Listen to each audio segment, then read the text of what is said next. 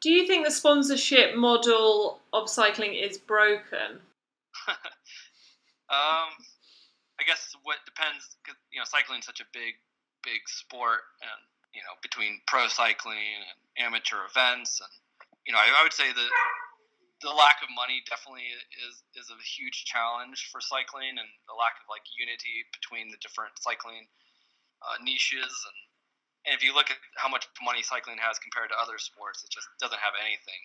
I would say that is, I would maybe not call it broken, but it's never been developed properly, in my opinion, where it's such an old traditional sport, and kind of the main events in cycling only exist because they're really old and traditional, and they have such a weird way to Tour de France, you couldn't design that event now.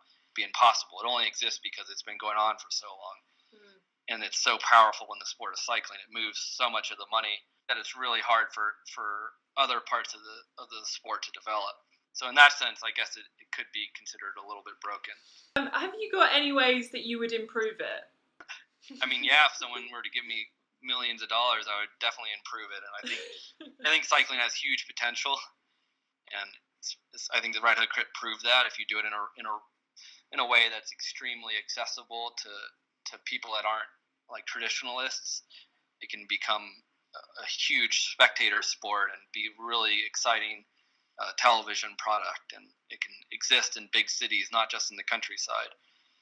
It could be more of a Formula One or MotoGP or something like that. It can really have a big impact, but it needs the right amount of funding and the right vision.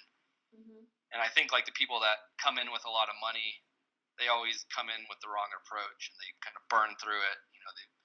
The billionaires who start pro cycling teams. They don't try to reimagine what cycling can be.